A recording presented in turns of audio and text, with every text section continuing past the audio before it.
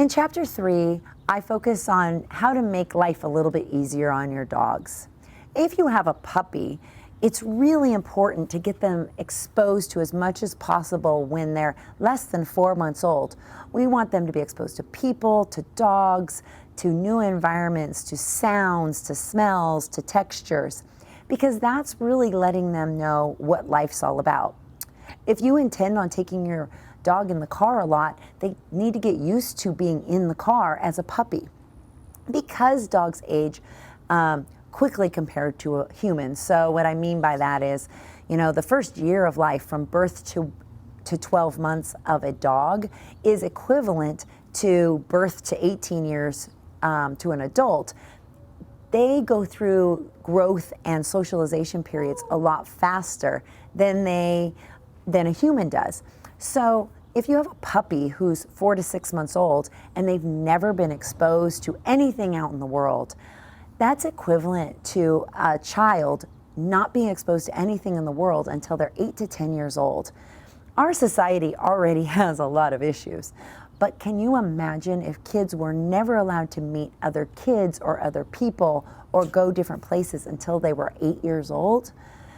Our dogs and our puppies, they need to be exposed to as much as possible, especially if they're shy or a little bit cautious, because those puppies need to experience different things in a safe manner so they're not afraid as adults. So it's really important that we socialize our puppies at a young age.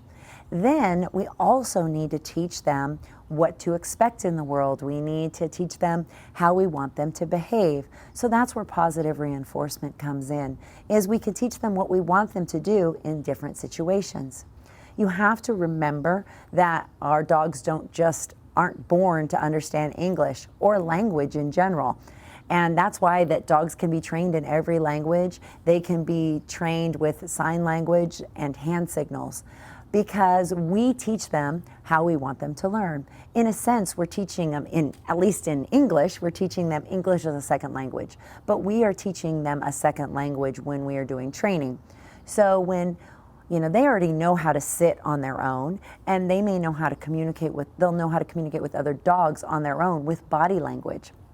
But if we want our dog to sit or down or come, and we want them to respond to a English or a verbal cue, we have to teach them what that word means, equivalent to teaching someone English as a second language or learning or teaching a second language. So when we're teaching sit, we want to pair, when you do this behavior, I'm going to call it this. And then down the road, they know what you're talking about.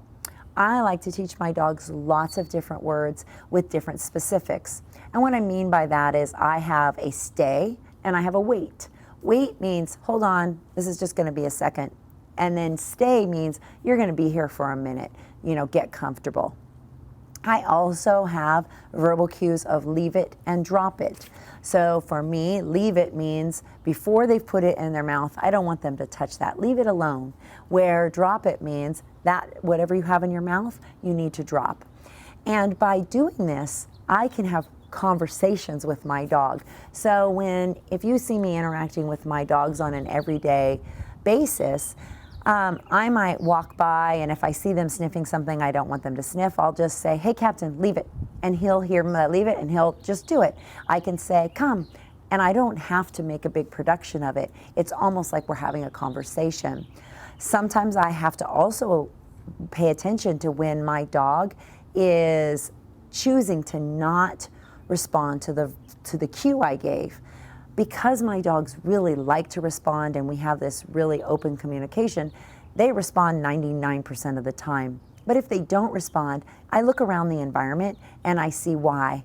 So, especially for my dog Scout, who's my little Jack Russell, if the ground is really cold and I ask her to sit or lay down, she may not do it.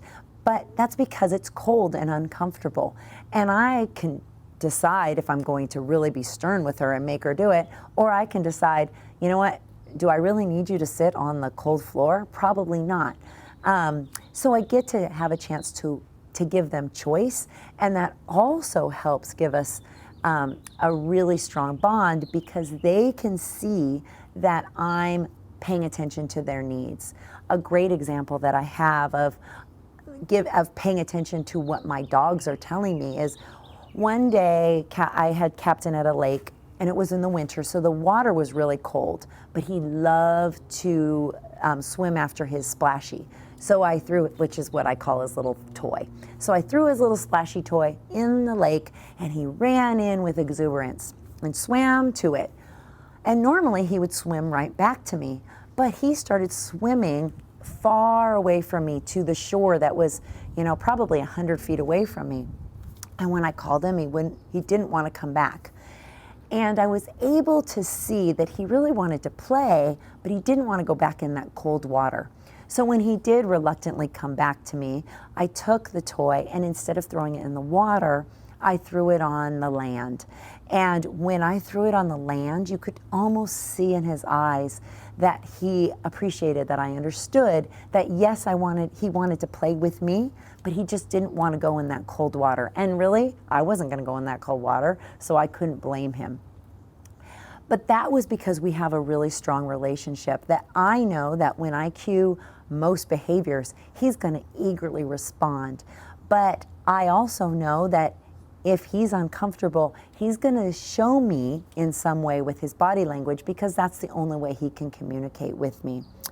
So by understanding our dogs, by socializing them, by teaching them English as a second language, we are making their lives easier. And if we make their lives easier, they're going to be less stressed, and our bond's going to be stronger, and everyone wins in that situation.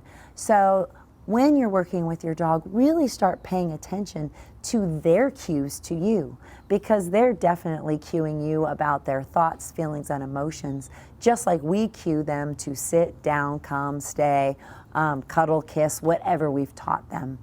So I hope this continues to help build your bond, and I hope you're enjoying the book, and I'll see you in Chapter 4.